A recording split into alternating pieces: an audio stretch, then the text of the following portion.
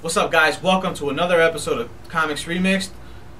I stuttered. And I'm David Sanchez. Yeah, I stuttered and he's David. Welcome to the show. No, I'm David. Well, I'm Junior. I was third. No. Actually, I was going to say I'm David the Turd, but I like never my mind. I like my impression. Damn. All right. Anyways, let's just get the ball rolling. All right, come on. Fun's over. You guys know who I am already by now. So 24.2. Next episode is the big silver anniversary, so we gotta do something big, man. We don't know what yet, but we'll eventually think of something like we always do. Otherwise, we wouldn't have come this far already. Hookers and booze. What else do you need? Okay. Yeah. So anyway, this segment, Marvel Now. We'll start this segment off with that real quick. A couple of the books have been released already. All New X-Men, X-Men Legacy, Captain America, The Indestructible Hulk, Iron Man, Thor, God of Thunder, and I believe that's it as far as the official new relaunches. I mean, there's been and Deadpool, and there's been a few others that have been relaunched, not numerically, but just like Wolverine, the X-Men's now under the Marvel Now banner, especially as Red She-Hulk. So I haven't got a chance to read all of them. They're not all living up to the expectation that Uncanny Avengers put out there. I wish they were. I haven't read them all though yet. I read Captain America. I'm not too pleased with it. Romita's not. I love John Romita Jr., but he's not the right artist for it. I'm sorry. Really? Yeah. Wow. I want somebody to explain to me where the fuck Captain America got this new look, this new outfit, the helmet. It's like part helmet, and it's like on the sides, it attaches together, and he's got the chin strap and the freaking cardboard wings. Did you just see the sketch cover with the concept art? That's what came. Yeah, shut up. Like in continuity, where did he decide? I'm switching my costume around or whatever. You just can't do it. You can't do that. You just can't. Did it freak you out so much? A little bit, bit. So anyway, Captain America. Shut up. Captain America. I always expect that with relaunches. Something, pizzazz. But it's not a relaunch per se. It's just like it's now. Moving forward. Yeah, it's now. It's not then. It's not later. It's now. When did you get that costume? Now. Okay, there you go. Captain America has been so-so. I have yet to read Hulk yet. Iron Man 1 I had to read twice. Second time around was pretty cool. Very disappointed with the first issue of Deadpool. Very horrible. Why? What? Really? It's written by two comedians, and the book was not funny. Oh, that sucks, man. Like, there was only one little thing I thought was pretty fun. There's a zombie Abe Lincoln that he shot somebody, and he goes, "I've always wanted to do that." Well, that's kind of hokey. Yeah, but that was like the funniest part in the book. Oh, man. So what does that tell you? It's hokey. I heard from some customers that issue 2 was better. I've yet to read it, so we'll see what happens. If it doesn't make the best of the week on our Comics Remix Facebook page, don't bother people. You know what? I can't even say that because there's some stuff that come out so much, and it's hard to just choose one. Like cover of the week for November 21st, the week of November 21st. I cannot decide if it's Frankenstein Alive number 2 or if it's Judge Dredd number 1, the subscription variant. And I'll tell you why both of them are my top picks. Foil covers. Oh, foil covers. I can't decide, but I think I know which one I'm leaning towards. Foil cover? Well, they're both foil covers.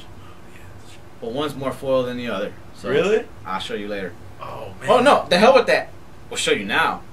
There's Judge Dredd, the subscription variant cover. Take a look at that bad boy. Foil. It's gold foil. Alright. And then you've got Frankenstein Alive number 2, which is silver foil. Ooh. Not as much, but... Maybe you should buy both and just match. What do you guys think? Yeah. Which one should be cover of the week for November 21st? Should it be Judge Dredd number 1 or should it be Frankenstein Alive number 2? Let us know. But I pretty much got my my pick. Maybe if I get enough responses, the pick will be changed. Who knows? What's going on in the world of Iron Man that you had to read it twice? It was not what's going on. The dialogue? It was the dialogue. That's because it kind of just threw me off. And I was just like, wasn't excited. It was one of those things like, and it was not just me. It was a couple other customers as well who just kind of read it and they're like, it was just, you kind of went through it and after you read it, you're like, what the hell did I just read? Wait, what? I thought I was reading, something from Grant Morrison. So is it really like sci-fi-ish? It's very techy. I mean, you'd expect that though. It's comic. No, it's techy. Yeah. A lot of tech talk. But then I went back and I read it, and I'm like, oh, okay. You know, I had to give it a second reading, and at the second time, I was like, oh, okay, I see what they mean. I see where it's going. Do any of these start off with in-your-face action, or do they both kind of start off trying to set up? The Iron Man? No, from these The Marvel Nows? The Nows that you've read. Captain America started off on a mission fighting the Green Skull. He's a knockoff. So, I mean, that's how the book actually started. They were, like, towards the end of their battle already. And Deadpool started off with a team-up between him and Thor, which Thor was referring to as not a team-up. You better not tell anybody about this. So, but that's it. Like I said, I didn't read Hulk and some of the others, so. Okay, fair enough. So, Marvel Now is still, you know, still on the fence. There was a plot hole I found in All New X-Men that really I really thought about it and it irritated me. And All New X-Men, written by Bendis, you know, the premise for that one, where it's, you know, the X-Men from old are now transported to current time, whatever. Right. Beast, Iceman, and Storm are walking through the X-Mansion, you know, whatever. They're walking through the hangar where the Blackbird is. I'm assuming it's still called the Blackbird. The way current. Yeah, current. I said X-Men. Storm. Yeah. So they're walking, they're talking. Well, Beast is going through another transformation. Now, where the transformation came, let me back up a little bit. His first transformation, you know, to turn him to the blue fur, but then his, you know, the further of the mutation turned him into the cat or whatever. Yeah. And then he's back to looking like the Beast he did in the 90s. I was like, wait, when did this happen? How did he kind of go back to it? But now he's going through a second mutation, on top, or a third mutation, I guess you would say, where his body's morphing again. But this time he's like, I'm not gonna survive this. I'm gonna die. I'm dying. So, that's his personal thing. He's feeling down in the dumps. Him and Bobby are having a talk about, you know, how it used to be back in the day and how Cyclops has gone off his rocker now, but the Cyclops back in the day wouldn't have it. So Beast is talking about, you know, yeah, the good old days, and he walks off panel. And you're like, okay, whatever. Turn the page. Now you've got the old school X-Men. Cyclops is in one of the offices, and he's talking to Beast before Beast was mutated. You know, he's still human looking. And they're talking, and Beast is talking about quitting the X-Men, and he wants to go travel on his own and other stuff. Him and Cyclops are talking. They go into the hallway, and they hear knocking at the front door. They answer the door, and it's the current Beast standing at the door. And he's like, yo, I need you guys' help, and da-da-da. You're like, wait. When the hell did you get there? You left the hangar, and all of a sudden you're knocking on the door to the mansion X amount of years ago? That's kind of weird. You know what I mean? Yeah. That was my plot hole. Like, wait. So Beast knew how to time travel this entire time?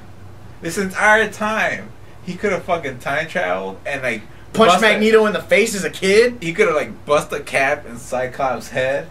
You know, he could have hit Cyclops in the head. He could have prevented a lot of stuff. Unleashing his full potential. He could have prevented his own mutation, you know, into the drinking the serum. Yeah, like, hey, don't drink that. Whatever. Yeah. He could have prevented a lot of stuff. That's a lazy motherfucker. You know? He could have prevented Strife from unleashing the legacy virus, hence saving him how many years of continuity of him trying to find the cure for the legacy virus? Yeah, no. Legacy himself spanked that kid as a child. Like no, you cannot go back and kill your dad. You don't go back in time and kill people. That's go stand in the corner. No, man. But no, I guess it only goes when he suits him, you know. I'm worried about Cyclops. No, who's worse? Okay, now who's worse now? Beast or Cyclops? Yeah, I worry about Cyclops. I'm gonna go and go to the past and kind of have him help me stop the current Cyclops. Yeah, man. Plot hole.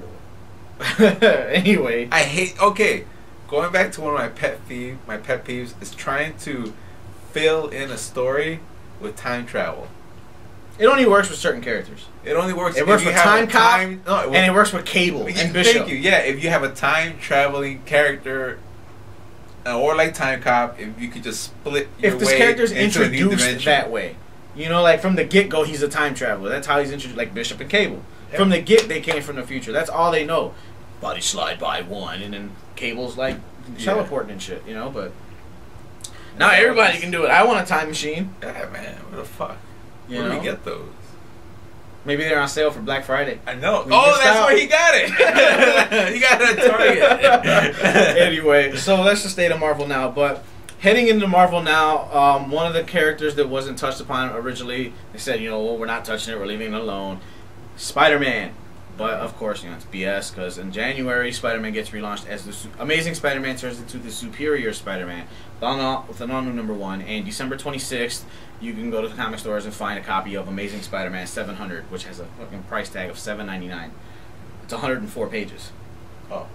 Huh. But, so, everything from Dan Slott's run on Amazing Spider-Man, all the way from the beginning of Brand New Day, back at issue 546, about 5 years back, after the whole One More Day fiasco where Mary Jane and Peter agreed to sell their love, supposedly, to Mephisto. They trade their love in order to protect Peter's identity and reset things back to the way it was and save Aunt May or whatever.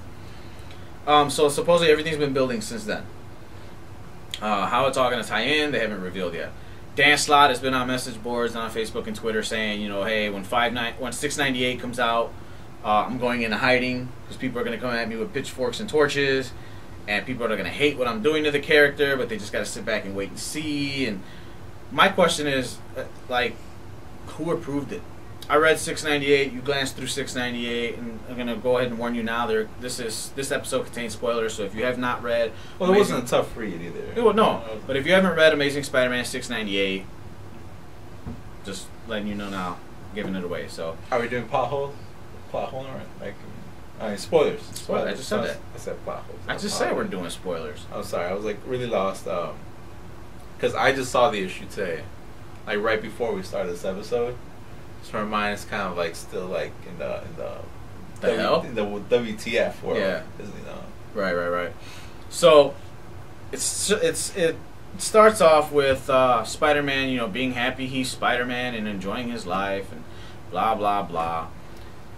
For those that haven't read it, please pay attention to the dialogue that Peter uses. His own verbiage. Yeah, when he speaks or in his monologue bubbles, caption boxes or whatever. It's not Peter. He's not speaking the way Peter would speak. You know what I mean? So you're reading the issue. He's really pressing out Mary Jane, saying, "Hey, why don't we get together? Why aren't we together?" And she's like, "Oh, okay. Well, we'll talk about it later. Let's go visit your aunt who's in the hospital again." And so as she goes to get her coat or whatever, there's chicks in the corner staring at Peter, and Peter's like, "What's up, baby?" It's not Peter's style. You know what I mean? He's not forward lately. So they go to the hospital. Peter gets a page on his Avengers card. He has to leave. His new uncle, throws a fucking fit that he's leaving the family. He goes, as Spider-Man, he goes to the captain of the boat. Wait, he had a new uncle? Aunt May is married to Jonah's dad, which kind of makes Jonah and Peter stepbrothers. Okay. Kind of. No, not brothers, because they're not. Aunt May's not really his mom. But, Yeah. So, his name is Jay. Yeah, it's stupid. Jay. But, anyway, so Spider-Man goes up to the guy at the boat, and he's like, "I'm an Avenger. You need to take me to the raft." And they're like, "Okay." So he gets over there. The Avengers are waiting for him at the raft, and they say, somebody they've demanded to speak to you. You're the only one they'll speak to. And it's Dr. Octopus, who is dying. He's laying on his deathbed or whatever. Yeah, he's in one of those iron lung type of situations. Yeah. So Spider-Man turns and looks at Cap and the rest of the Avengers, and he goes, "Hey, give us a minute. Give us a minute alone." So Spider-Man and Dr. Octopus are the only two in the room, and he goes, "Hi, I'm Spider-Man. I'm here. What do you want?" And Dr. Octopus goes, "No, you're not. He said, you're not Dr. Octopus. He's like, "You're not Spider-Man. I'm Spider-Man. I'm Peter Parker." And then Spider-Man pulls off his mask. He goes, "No, I'm Peter Parker." And he goes, "Well, at least I am now. Yeah. I'm not gonna bore you down with how I did it, but obviously we switched minds." Body thief type. Body theft. Yeah. So basically, long story short, Peter Parker is now inhabiting the body of the dying Dr. Octopus, while Dr. Octopus is inhabiting Spider-Man's body. He has all of Peter's memories, everything, the whole 9 yards. The kicker about the whole thing is Doc Ock / Peter tells the dying guy, Peter, that yes, I got your body, but I'm not going to tell you how I did it. Just live with it. Basically, for the next 5 minutes, because after he decides to walk out and they're done with their conversation, Dr. Octopus's body goes into cardiac arrest, and he looks like he dies. As he's speaking, he gets cut off and whatever. But if you really notice, they didn't say, "Oh, he's dead." Yeah, know? they didn't say it, which is always a big thing. Right. So at the end of the issue, Spider-Man's walking off with Captain America saying, I'm about to go enjoy my life and all this stuff, blah, blah, blah. There was a preview posted on Newsarama.com. That's where I know Marvel.com posted it as well, obviously. It's a couple preview pages of Amazing Spider-Man 700, where Peter is in heaven. And basically his version of heaven is the street that he grew up on, by all the neighbors. Exactly how he remembers it. And every time he bumps into a loved one that's passed, his outfit changes. Like the clothes he's wearing. He bumps into Captain Stacy, Gwen Stacy, Captain Jean DeWolf. His parents are up there, and then finally he bumps into Uncle Ben. But Ben talks to him. He's like, Peter, it's not your time. He's like, you should not be here. He's like, this is all wrong. You need to go back. You need to set things straight. And as he's talking to him, there's a bubble that they have a little sticky tab over it says classified. I don't know why it's classified. So it probably shows how he comes back. It's while Uncle Ben is talking to him. So he's like, go out there and do your thing. Peter's crying, and that's pretty much where they end the preview. So for Dan Slott saying that the new Spider-Man, the superior Spider-Man, is not Peter Parker, kind of like I called it, man. I said it doesn't necessarily mean that it's not Peter. It's just ways around it. Which technically, you look at him, it's Peter Parker. Maybe he's not Peter on the inside, but it's Peter Parker.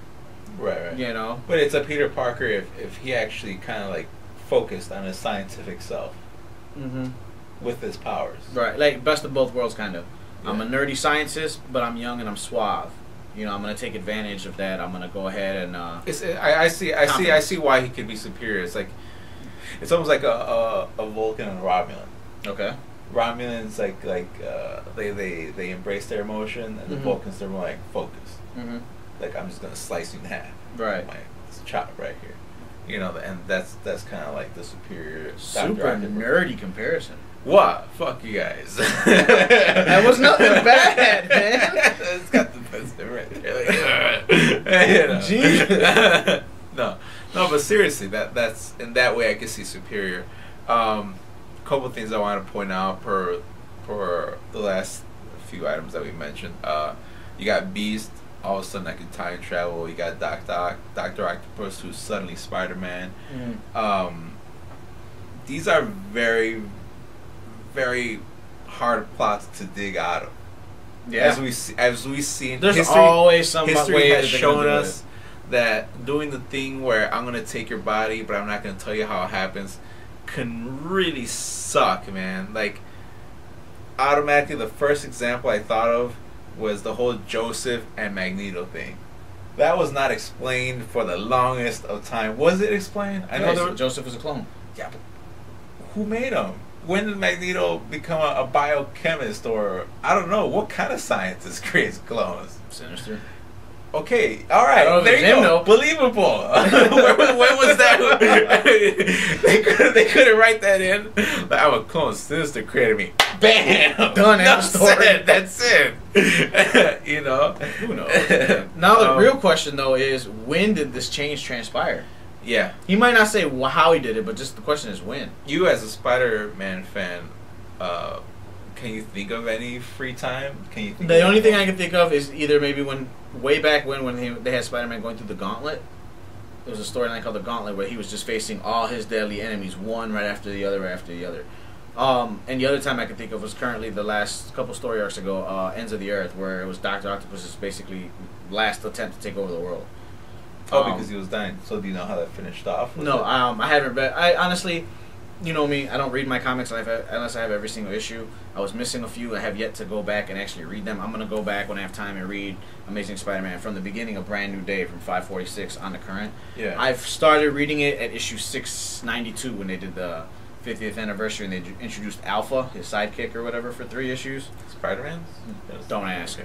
But that's when I started reading it at 692, so that's when I jumped into it.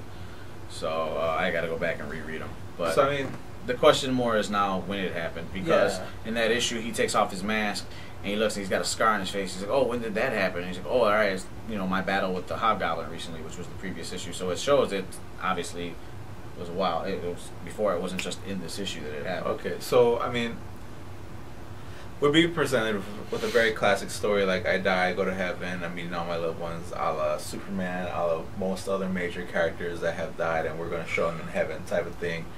Ghost Rider. Ghost Rider, he's going to go to hell. How long are they going to drag this out? I don't know. That's the thing. Because they've already said, Superior Spider-Man is not Peter Parker, so it kind of shows that maybe it's going to be out there for a little while. Not as pretending to be like the guy's team member. Like, I'm Captain America, I'm going to go team up with Spider-Man to go on an adventure. Wouldn't it just take... Dairy Queen! No. What an adventure. Wouldn't it just take one adventure to kind of figure out, like, this isn't Peter Parker? Right. I don't know. It all depends. Because, I mean... You'd have to ask Captain America. It's pretty much... Peter Parker's pretty much like Deadpool with common sense. Well, see, that's the thing. Octopus has all his memories. He has all his... Like, he knows... But he's everything. already not acting like... If he has... That's what I'm saying. That's one of my points that you're leading into. Is like, if he knows all this crap, why is he acting like a douche from the very beginning and not acting like Peter Parker? I don't know, but I hope, Dan Slott, you're watching this episode and you could help us out, even if just a brief comment. Yeah, because, I mean, I get it. You're going to fix the plot hole. Something's going to resurrect him. He's going to come back somehow in some type of body, in some type of vessel, and either reclaim his body or just reclaim his position as Spider-Man. Well, we'll find out how the big thing ends on December 26th with the Amazing Spider-Man. Red Skull switch his brain. Okay. Remember Uncanny? It was Rita Repulsa. That. Alright. Ending this segment today. Like we said, episode 24.1, the top 100 most powerful people in comics according to Bleeding Cool magazine. The top 10. And who did you think was our top 10? You guys hopefully gave us your responses. So, according to Bleeding Cool, these are the top 10 most powerful people in comics. Judge Dredd. No, Judge Dredd is not one of them. That one. And this is all according to Rich Johnson, by the way. Start with 10. I'm not even going to sit here and say according to Bleeding Cool magazine. This is according to Rich Johnson, who is the owner / editor, the head writer, whatever, of Bleeding Cool. We'll start at number 10. Yeah, we'll do that. Number 10, Eric Stevenson. For those that don't know, he's rising through the ranks as an editorial assistant, writer, and editor via Rob Life, or he rose through the rank. I'm just gonna start over. I can't read. No, I like the fact that we actually didn't mention this guy's name, and he pops up anyways. Eric Stevenson, rising through the ranks as editorial assistant, writer, and editor via Rob Liefeld's Extreme Comics, Eric Stevenson was made publisher of Image Comics. Always a relatively powerful position, Stevenson managed to take it to new heights while remaining independent from the rest of the Image Comics founders.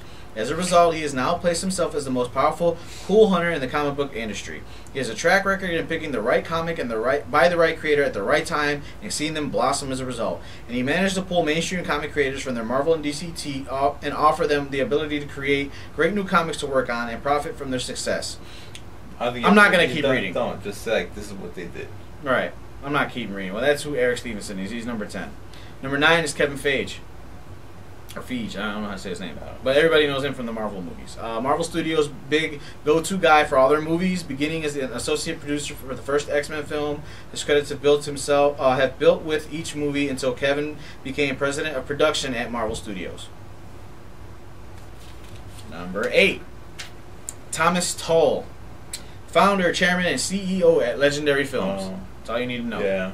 Legendary Films co-produced Warner Brothers' the Batman movies, and now the next summer's Man of Steel. They're doing a good job. And Watchmen too, I believe. Yeah, I think so. Number 7, Dan DiDio.